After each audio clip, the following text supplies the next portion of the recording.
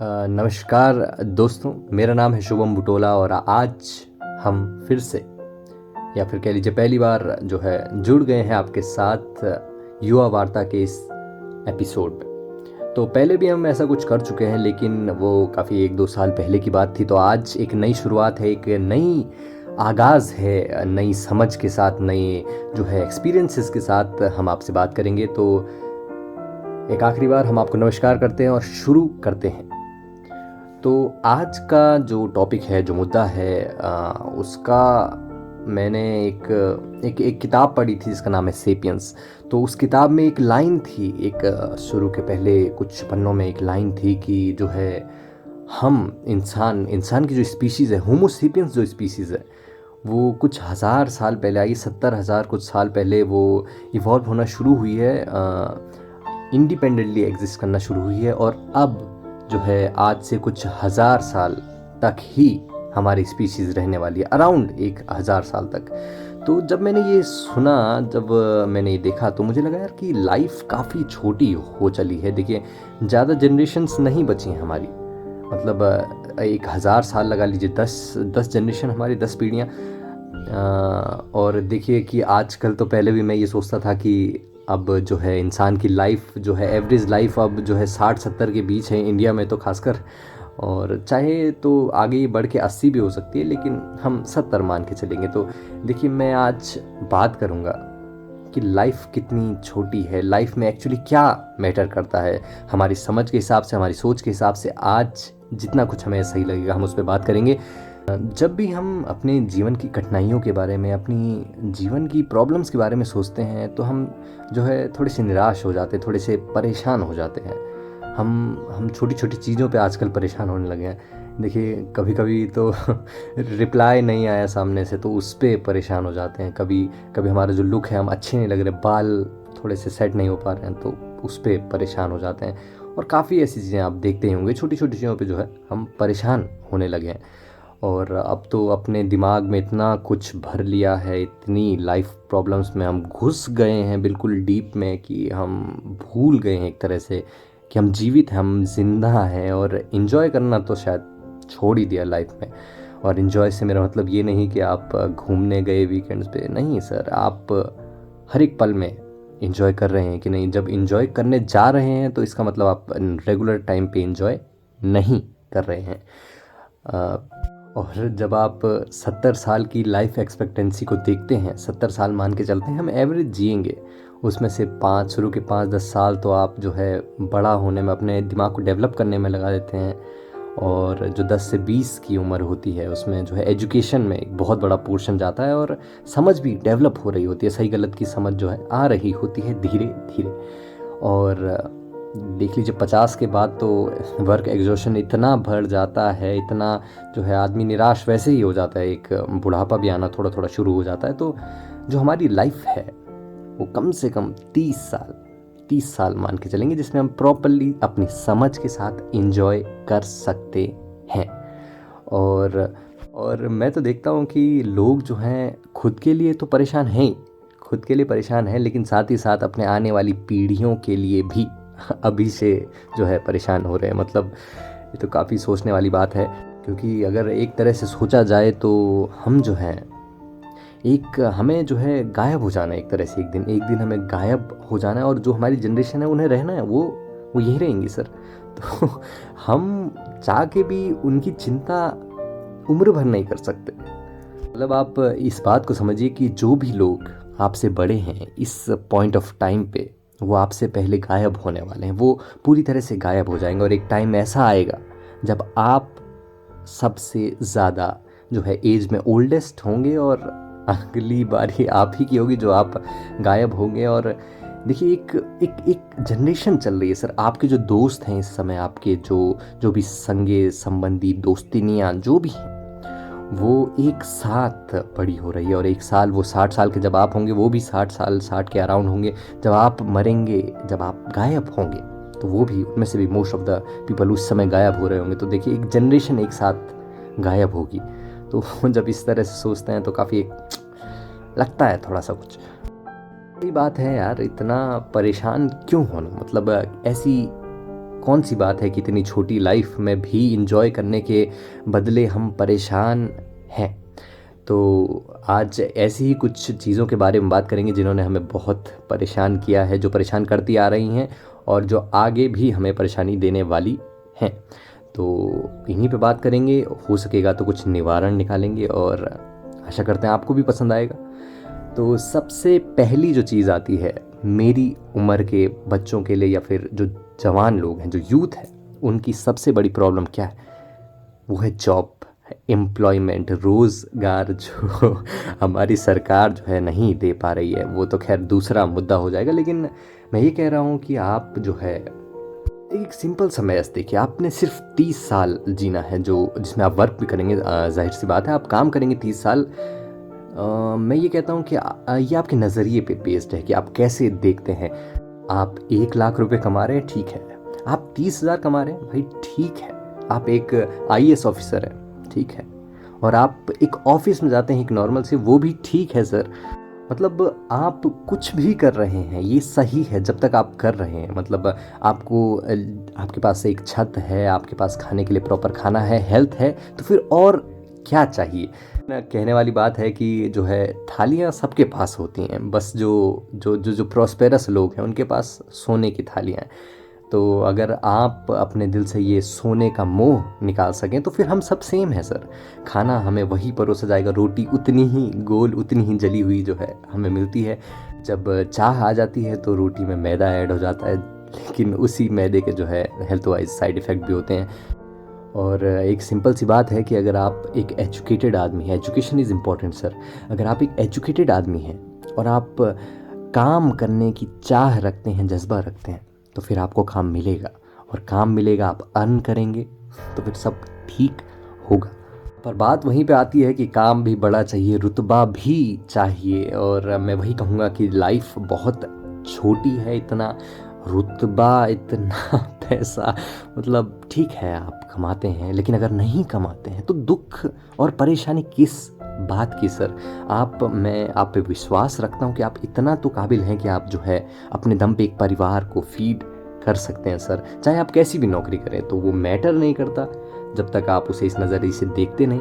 और नज़रिए से आप तब देखेंगे जब आप बिगर पिक्चर में देखेंगे कि किस तरह लाइफ छोटी है। 30 साल के बाद जॉब करनी, यार सब जो है अपनी जॉब से एक टाइम के बाद जो है परेशान हो ही जाते हैं। तो ऐसा तो कुछ नहीं है कि जो है बैठ के सब मौज कर रहे हैं। जो IAS है वो भी काम करते हैं, जो ऑफिस में है वो भी काम करते हैं, तो परेशानी वाली तो कोई बात है नहीं।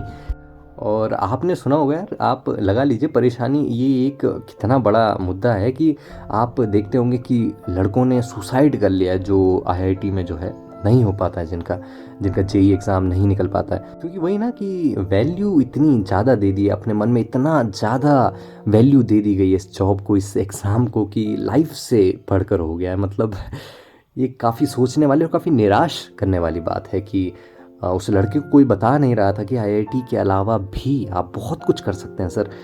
अब इससे फ़र्क नहीं पड़ता कि आपकी नौकरी छोटी है या बड़ी, आप कमा रहे हैं, आप जी रहे हैं, आप एक फैमिली को फीड कर रहे हैं, तो आप कर चुके हैं इनफ, आप काबिल हैं सर। आप परेशान होने की आपको ज़रूरत नहीं है।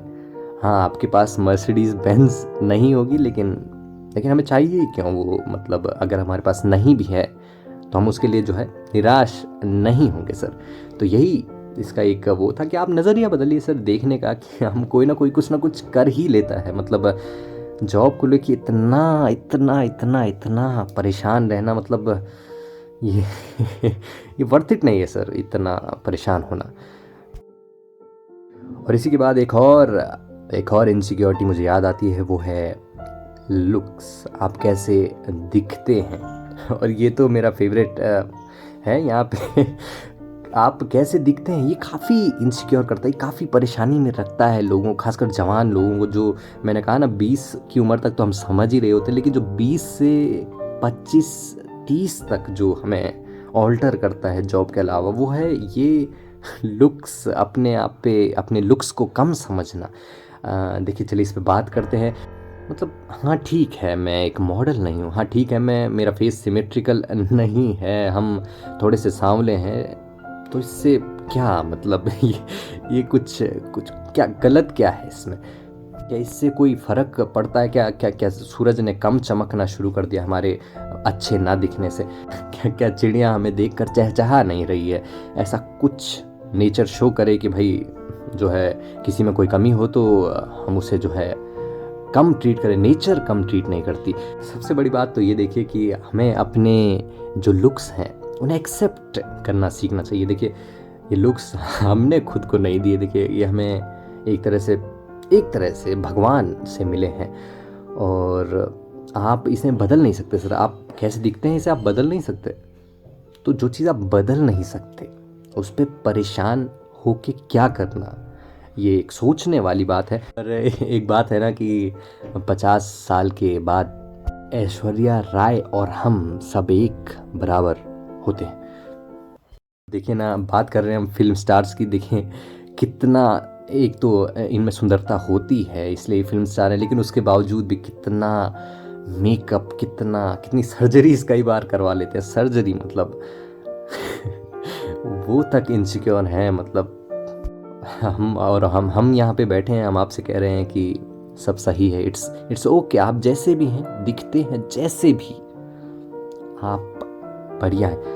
और एक बार आपको कॉन्फिडेंस आ जाता है कि भाई हाँ मैं जैसा भी हूँ, आई एक्सेप्ट दैट, तो उसके बाद तो जो है मज़े ही मज़े आते हैं। मतलब लोग भी आपको इतना जज नहीं करते हैं जितना आप खुद को जज करते रहते हैं। देखिए हम तो काफ़ी क्लियर हैं कि हम जैसे दिखते हैं वैसे ठीक हैं, और यही मैटर करता है कि हम अपने आप को एक्सेप्ट करें। और मैं यहाँ पे ये बात नहीं कर रहा हूँ कि भाई आप जो है आपने कभी बाल नहीं बनाए, आप ढंग से कपड़े नहीं पहनते, बिल्कुल आप मिट्टी में लथपथ सने हुए हैं, नहीं, आप एक हाइजीनिक, एक हेल्दी, एक जेंटलमैन लुक मेंटेन कर सकते हैं सर, वो आपके हाथ में है। लेकिन मैं बात कर रहा हूँ जो आपको विरासत में मिला लुक है, वो उसे आप एक्सेप्ट कीजिए, वो जो भी है एक्सेप्ट कीजिए और आगे बढ़िए सर। खासकर ये तब मैटर करता है कि आप कैसे दिखते हैं जब आप बाहर जाते हैं किसी को खोजने के लिए। आप खोज से मतलब अपने लिए एक दोस्त खोजना। और देखिए आपने भी देखा होगा अपनी क्लास में जो सबसे स्मार्ट लड़का होता है वो अक्सर दोस्त बनता है एक सबसे स्मार्ट लड़की के। तो मैं कहना चाहूँगा कि ये जो भी ये है हमारी क्लास में, हर तरह की क्लास में, वो मात्र एक स्वार्थ है। देखिए अपने आप खुद तो बेस्ट हैं, आपको चाहिए भी द बेस्ट, जो सबसे बेस्ट है सोसाइटी के लिए वही आपको चाहिए। ये एक कोई यहाँ पे जो है भावनाओं की बात नहीं हो रही है सर, यहाँ पे बात हो रही है कि आप कैसे दिखते हैं और सामने वाला कैसा दिखता है, और हम दोनों अच्छे दिखते हैं, हम दोनों साथ रहते हैं और अच्छे दिखेंगे सर। और इस चक्कर में मैं ये बात नहीं कर रहा कि आप ऐसे इस तरह को देखें, हम इमोशंस की बात कर रहे हैं सर। यहाँ पे हम बात कर रहे हैं कि अगर कोई आदमी आपको आपके लुक्स को देखकर ही जज करता है तो इमोशन वाइज तो वो आपके काबिल नहीं है। ये मेरी बात पे जो है मोहर लगाइए।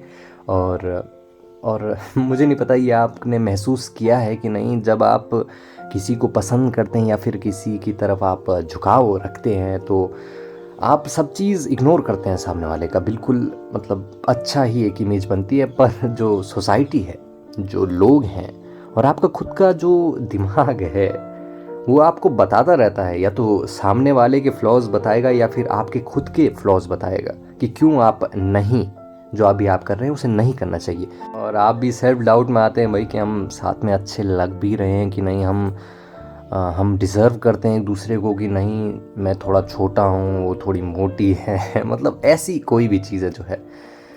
पर मैं फिर वही बात कहूँगा कि जब आप बिगर पिक्चर देखते हैं, जब आप देखते हैं कि आपकी ज़िंदगी कितनी छोटी है, मात्र 30 साल आपको स्पेंड करने हैं, और स्पेंड करने किसके साथ, एक ऐसे आदमी के साथ जिसे आप पसंद करते हैं, जिसे आप सच में पसंद करते हैं, पसंद से ज़्यादा ही कुछ बात है।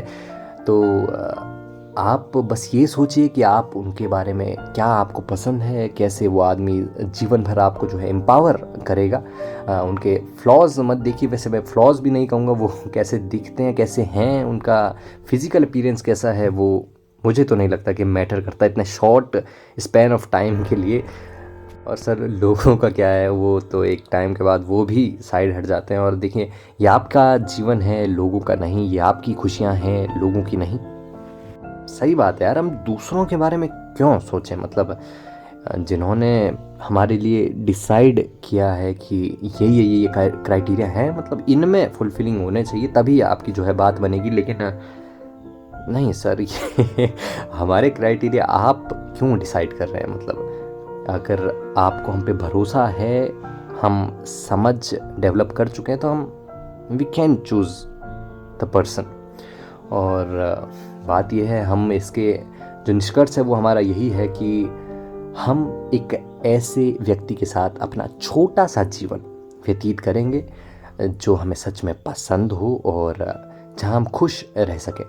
फिर तो आखिरकार हमें गायब हो ही जाना है। और जैसे कि एक कमी जो बुराइयों पे, किसी जो पार्टनर की बुराइयों पे, एक शेर तहजीब हाफी हमारे फेवरेट शायर, उन्होंने कहा था कि मुझसे मत पूछना उस शख्स में क्या अच्छा है, मुझसे मत पूछना उस शख्स में क्या अच्छा है, अच्छे अच्छों से मुझे मेरा बुरा अच्छा है। तो आशा करते हैं आप समझ गए होंगे इस बात को। और यही बात थी यार, मतलब।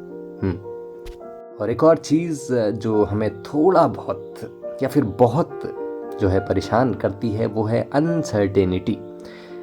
देखिए, हमें सबको डर होता है कि कहीं कुछ बुरा ना हो जाए, कहीं कुछ हमारे अपने बीमार ना हो जाए, कुछ हो ना जाए। ये जो अनसर्टेनिटी जो बनी रहती है सर जीवन में, ज़्यादातर वैसे हम नेगेटिव में ही ले जाते हैं इसे, और हमेशा रहती है सर वहाँ पे। और हमें इसे भी अपने लुक्स की तरह, अपने जीवन की तरह एक्सेप्ट करना चाहिए कि हाँ ठीक है, कुछ भी हो सकता है, लेकिन इस पे सोच के मैं परेशान नहीं होऊंगा। जो अभी इस मौके पे खुशियां हैं उन्हें एक्सेप्ट करेंगे। कई बार तो जो है, जब कोई बड़ी से बड़ी खुशी होती है तो दिमाग का एक छोटा सा कोना, एक सेक्शन कहता है कि भाई कुछ बुरा भी हो सकता है ना। तो यही कहेंगे सर, अनसर्टेनिटी हमेशा होती है, उस पर हम कुछ ज़्यादा चर्चा कर नहीं सकते। और इस पॉडकास्ट के अंत में हम यही कहेंगे कि आप ये खुद डिसाइड कीजिए कि जो है जीवन में आपके लिए क्या मैटर करता है, कहाँ पे आप अपने लिए जो है परेशान होना लाजमी समझते हैं। क्योंकि परेशान होना ज़रूरी होता है कभी कभी, लेकिन कब होना है या आप डिसाइड कीजिए। और हम फिर से यही कहेंगे, ज़िंदगी बहुत छोटी है।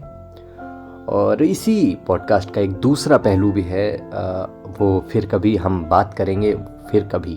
तो आज के लिए इतना ही। मेरा नाम है शुभम बुटोला, और बात करते हैं अगले एपिसोड में। इसी का एक अगला वर्जन लेके आएंगे। और तब तक के लिए सायोनारा, गुड बाय, और याद रखिएगा जो मैंने कहा। बाय।